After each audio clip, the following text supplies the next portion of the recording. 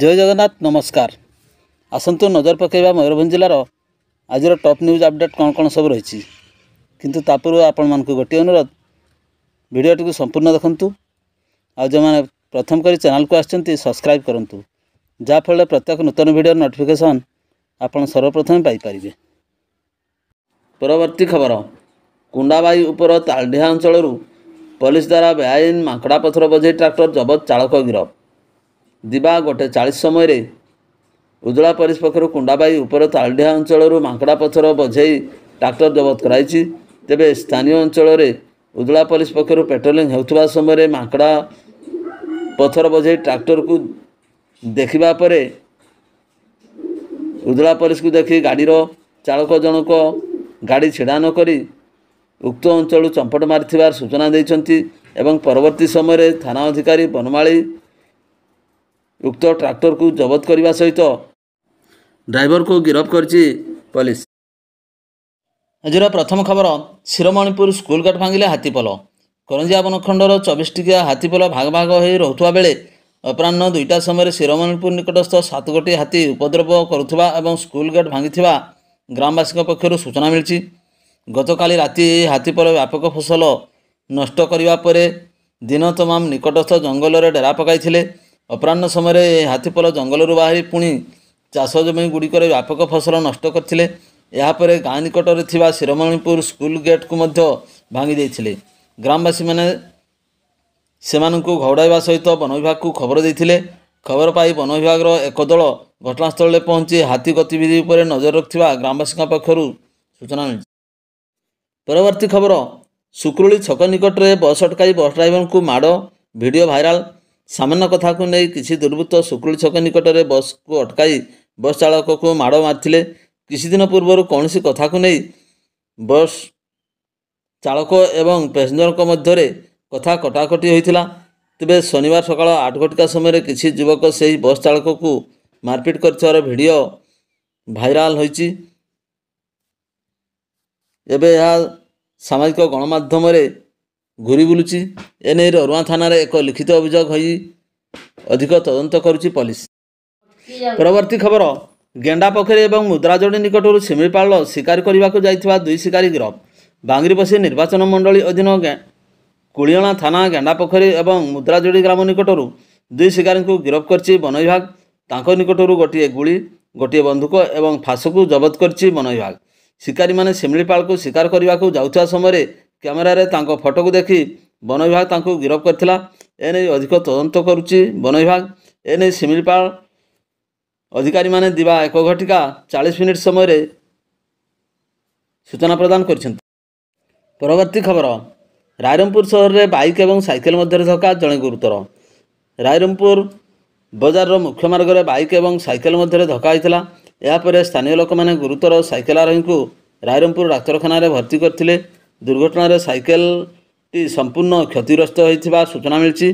गुरुतर व्यक्ति परिचय बर्तमान सुधा मिल पारि नहीं। रायरंगपुर पुलिस घटनार अधिक तदंत जारी रखी।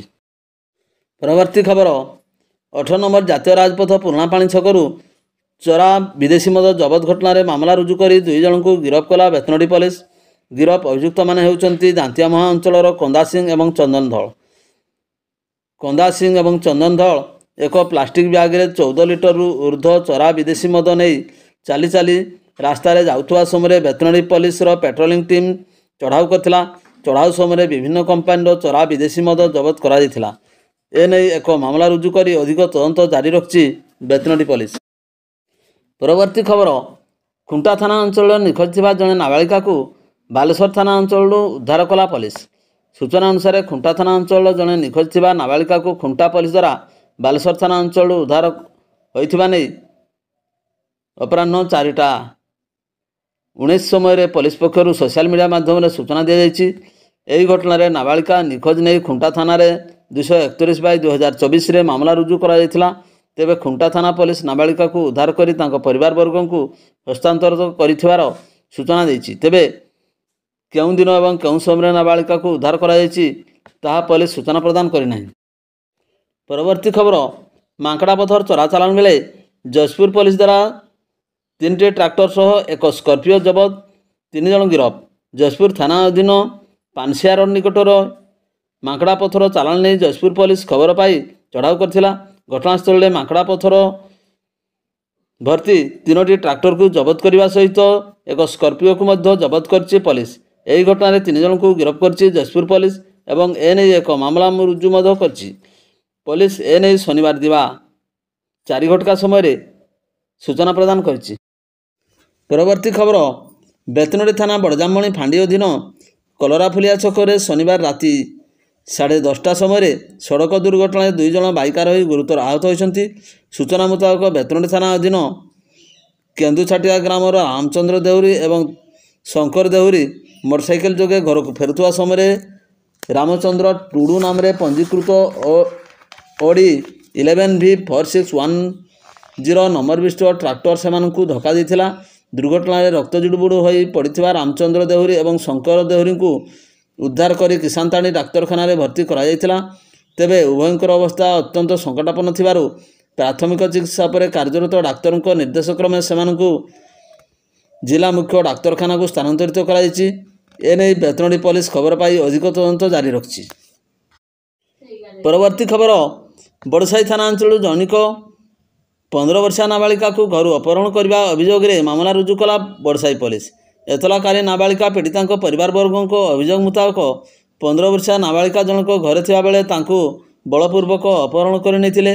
ଏନେଇ ପୀଡ଼ିତା ନାବାଳିକାଙ୍କ ପରିବାରବର୍ଗଙ୍କ ଏତଲାକ୍ରମେ ଶନିବାର ରାତି 90 ନମ୍ବରରେ ଏକ ଅପହରଣଜନିତ ମାମଲା ରୁଜୁ କରି ନାବାଳିକାକୁ ଉଦ୍ଧାର କରିବାକୁ ବଡ଼ସାହି ପୋଲିସ ତଦନ୍ତ ଆରମ୍ଭ କରିଛି।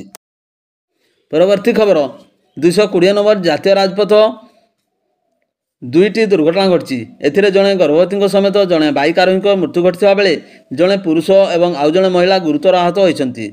ସୂଚନା ଅନୁଯାୟୀ ବାଦାମପାହାଡ଼ ଥାନା ଅଞ୍ଚଳ ରାଇରଙ୍ଗପୁର ଜୟପୁର 220 ନମ୍ବର ଜାତୀୟ ରାଜପଥର ଚିଙ୍ଗୁଡିପୋଖରୀ ଗ୍ରାମ ନିକଟରେ ଏକ ଦ୍ରୁତଗାମୀ କାର୍ ରାଇରଙ୍ଗପୁର ସହରକୁ ଆସୁଥିବା ବେଳେ ନିୟନ୍ତ୍ରଣ ହରାଇ ପ୍ରଥମେ ରାସ୍ତା କଡ଼ରେ ଛିଡ଼ା ହୋଇଥିବା ଜଣେ ବାଇକ୍ ଚାଳକଙ୍କୁ ଧକ୍କା ଦେଇଥିଲା।